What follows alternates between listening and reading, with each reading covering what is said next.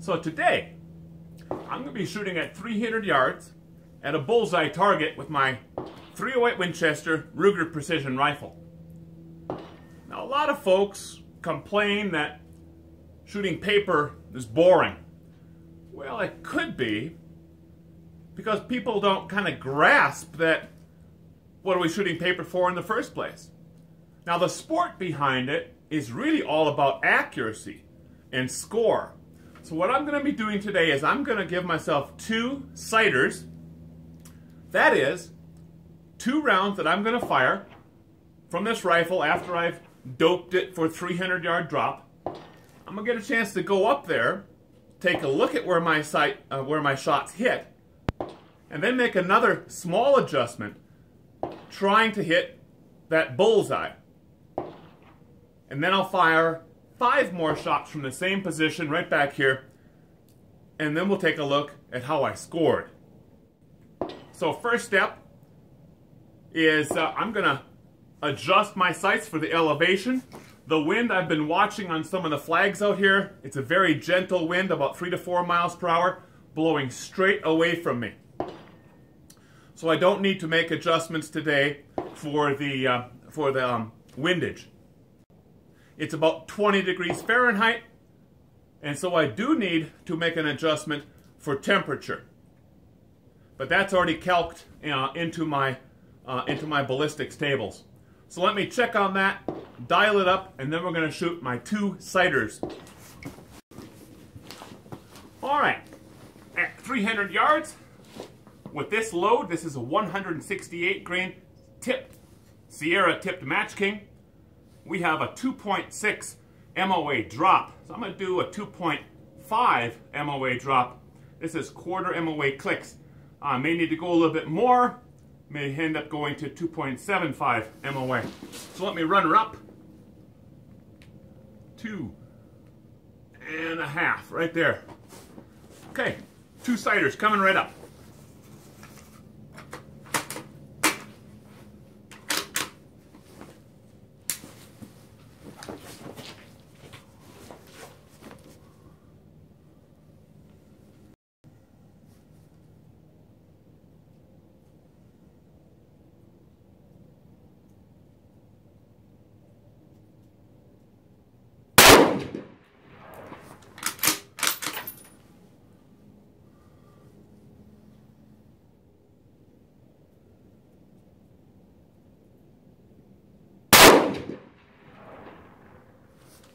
There we go. Those both felt good.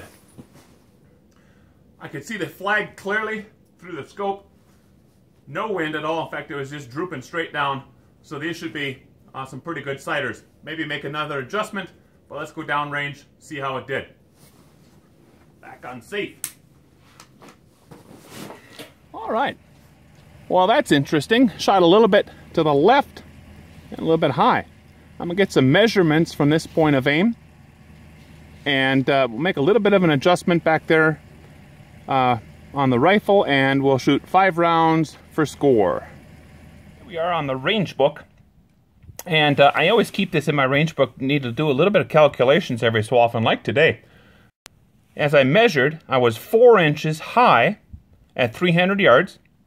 So we're going to plug in 4 times 100, so it's a 400, divided by the range in yards, and I just lased it again. And we're at 300.8 yards. So this calculation gives us about 314.1 as the divisor. Go ahead and change this, and we're going to actually drop it back down a full MOA and a quarter. So 5 clicks back down. I'm going to go, since it was 3 inches shooting to the left, I'm going to go back to the right 3 inches. Or 1 MOA, effectively, 0.95 MOA, so I've drilled it back 1 full MOA. And the winds are remaining pretty constant here, very calm. We're going to get on this gun, fire 5 more shots for the score.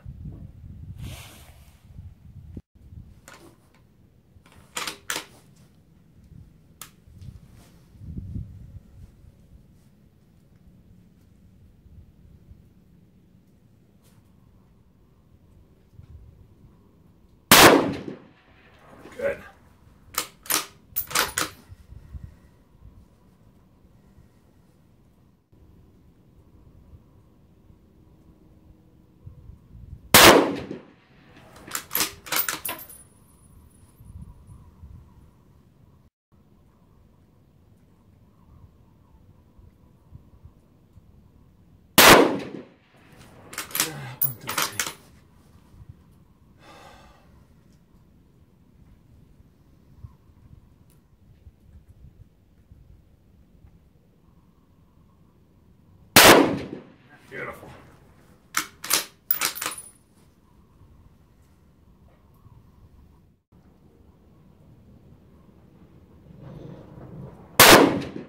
It's been a bit high.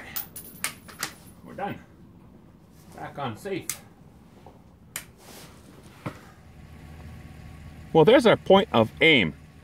First two shots up here, my sighters, and there's my 5 for score. 1, 2, 3, 4, and 5. Not too bad, 300 yards. It looks like I actually adjusted it too much for the windage, but this looks pretty good. If I only would have shifted her here. I have nothing in the bull, nothing in the 10, but pretty much everything in the 9. That's not too bad, but obviously room for improvement. Okay, let's go through scoring this thing. Recall that these two were the sighters that I fired initially and then made my adjustments. And what's kind of interesting is Jim Owens has a book out. He has a number of books out. But one of those books I read recently, and he says, after you take your sighters and you make your adjustment, now we calculated this adjustment to be 1 1/4 MOA down and a full MOA over. But he recommends doing half of that. And that's kind of interesting. He said what people tend to do, and I don't think I did this, but what people tend to do is you make, 1 MOA clicks on the rifle and you make 1 MOA clicks adjustment in your head, meaning that you more or less double, even subconsciously, how you're going to correct for that error. And so we're kind of seeing that, though, happen. And if I had made half of those adjustments, I would have had this group over here placed smack dab in the middle, which would have sat, theoretically, according to that, sat right inside the 10 ring. And maybe I need to start doing that sort of stuff instead of sticking with the calculations quite so much. Anyway, this is what we're interested in here, these calculations. This is a 5-shot group at 300 yards with the Ruger Precision Rifle, 168 grain Sierra tipped Match Kings. It's very common that we'll measure a group and kind of call it good. And what we're measuring, in fact, we have a video out on this, all different sorts of measurements. But what's very, very commonly done is extreme spread. And we can see that my extreme spread was these two here. So if we make that measurement, I'm hoping that we are below 3.14 inch. And this measurement right here is 3.064. But that's not done. Extreme spread is not quite done yet. It's 3.064. That's the initial true, if you want to call it that, or full extreme spread. But we need to subtract the size of one of these bullets. Because right now we're measuring from tip to tip or edge to edge of these bullets. And really what we want to do is measure from the center of each of those bullets, the tip of the bullet. That way we can compare our groups regardless of the caliber that we're using. That's why we do this. And that, of course, gives us a 2.756 inch group at 300 yards. Now that is sub-MOA, shot from prone. That's pretty good. I'm happy with that. But that's not the end of the story with bullseye shooting. In fact, extreme spread really never comes into the works with bullseye shooting. Sort of like what's used in F class, if you've ever shot that or ever heard of that. So what we're going to do here is to score this thing, we're going to, first of all, write down the possible points. So for instance, I could get a shot in the 10 ring. Above that, I'm going to put X.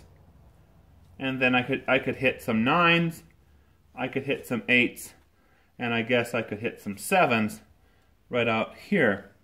Beyond that, I'm not even scoring. So what I'm going to do now is I'm going to look where my rounds impacted and determine what ring they fell into. As I said earlier, out at the range I have nothing in my 10 and I have nothing in my bullseye, so I have no X's and no 10s. But I clearly have 1, 2, 3, and then we have a 4th for sure in the 9 ring. So I'm going to mark 1, 2, 3, 4, Roman numerals. Now the question is, since there's 2 rounds impacting here, did both of those things touch the 9, or was one clearly and only in the 8 ring?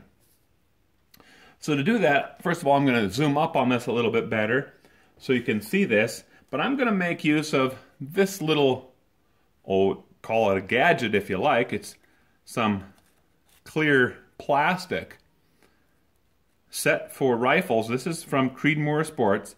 This is the diameter of a .556 bullet all the way through .308, and that's what we're dealing with today.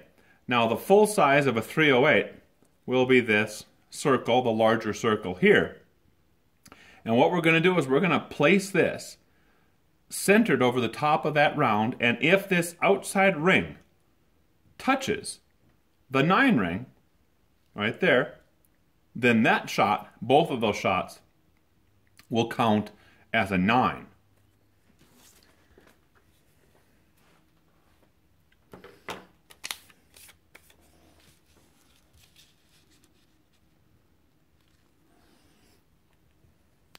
So there we can see this placed over the impact point, the center of that point, and clearly that outer circle is impacting this 9 ring. And normally, and based on whatever rules you're following, the posted rules, now normally that would say that both of these rounds, one of them is clearly in the 9 ring.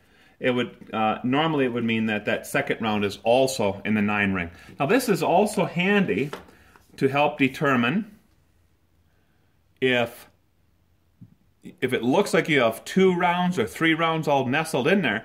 You can utilize this to make sure that it is indeed 2 rounds or 3 rounds. I mean, if they're really going through the exact same hole, this won't help you out. But in many cases, this will help you out for that. Okay, so we're going to call both of those as 9 ring hits. So there we go. All 5 in the 9s. And now what we're going to do is we're going to tally up the total number of rounds fired, or number of rounds counted, I should say, or number of rounds scored, and I have 5. Now, if you know that you're firing 5 rounds, you want to make sure that this jives with what you're seeing on the paper. If you're firing 10, you want to make sure that you count 10. Some could literally be off the target completely, and you're not going to get a count on it. But if you're shooting pretty decently, you'll get, and you need to find all 5 of those rounds or all 10 of those rounds. Okay, then what we're going to do is we're going to do just a little bit of multiplication, simple math. I have nothing in the X's, nothing in the 10s, but I have 5 rounds in the 9, so 9 times 5 is 45, and nothing in the 8s, nothing in the 7s. This is really simple math, a simple score of 45 out of 50. Okay, the possibility of hitting 50, it could have been 5 all on the X's. That still counts as a score of 10. But 45 out of 50, that's not too bad. If I had, of course, followed Jim Owen's advice and only doped it by half after my sighters, these buggers would have sat right in here, and I guess I should have done that. Well, that's it. And, you know, bullseye shooting, yes, you're punching paper. It may seem boring to a lot of folks, but I actually like this. This is fun stuff to me.